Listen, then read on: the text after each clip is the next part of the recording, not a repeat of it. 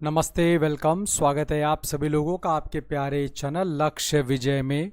और मैं राजेश सर आप सभी लोगों का अपने चैनल में स्वागत करता हूं और एक नए दिन यानी कि 23 जुलाई के इस नवीन प्रभात यानी नवीन सुबह पर भी आपका स्वागत करता हूं।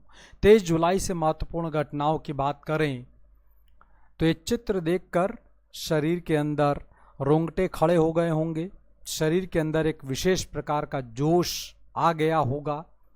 और ये चित्र है हमारे महान क्रांतिकारी, हमारे देश के महान सपूत चंद्रशेखर आज़ाद जी का। चंद्रशेखर आज़ाद जी का जन्म 23 जुलाई 1906 वर्ष में मध्य प्रदेश के झाबुआ जिले में हुआ था।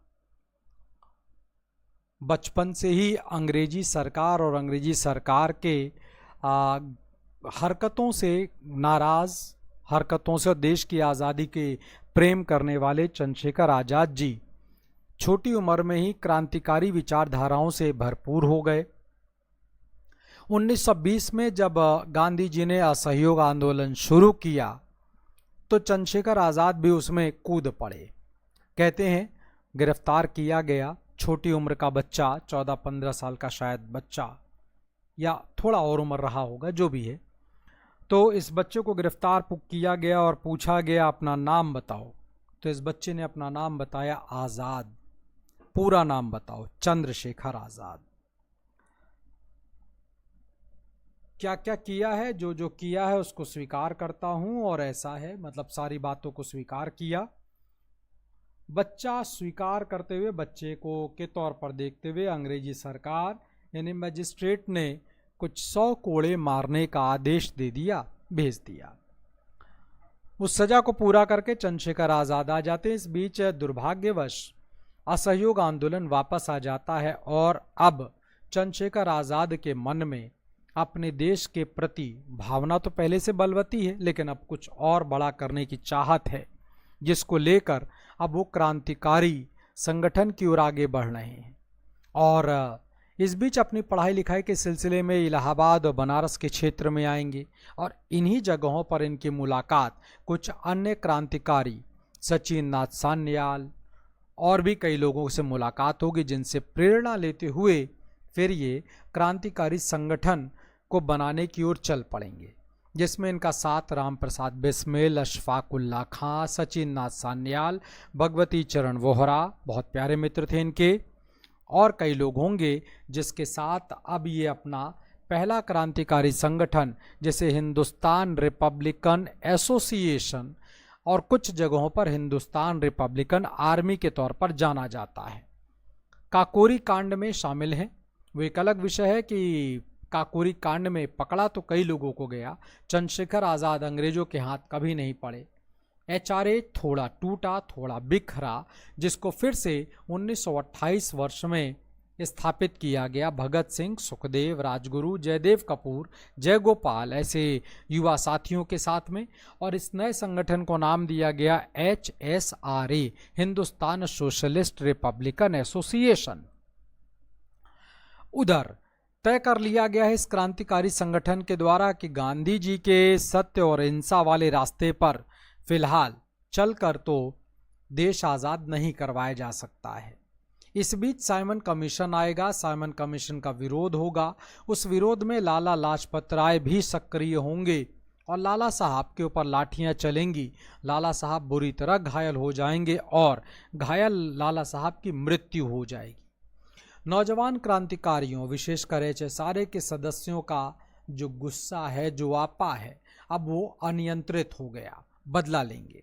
अब बदला लेंगे तो तय किया गया कि लाहौर में गोली मारा जाएगा, जिसका परिणाम ये रहा कि लाहौर के रेलवे स्टेशन के पास सैंडर्स को गोली मार दिया गया, जिसमें भगत सिंह, सुखदेव, राजगुरु और चंद्रशेखर आज़ाद शामिल थे।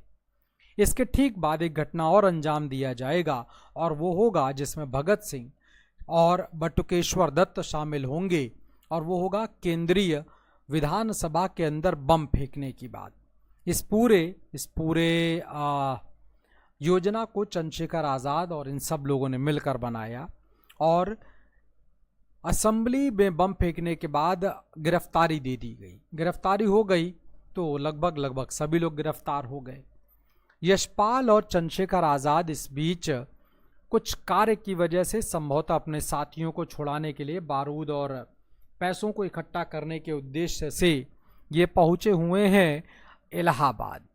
किसी के द्वारा, इनके ही HSRA के एक सदस्य कोई तिवारी जी करके हैं, उन्होंने पुलिस में जाकर मुखबरी कर दी और उसके बाद चंद्रशेखर आज़ाद जी को इलाहाबाद के अल्फ्रेड पार्क में घेर लिया गया। ये बात है फरवरी 1931 की, 27 फरवरी 1931 की बात है।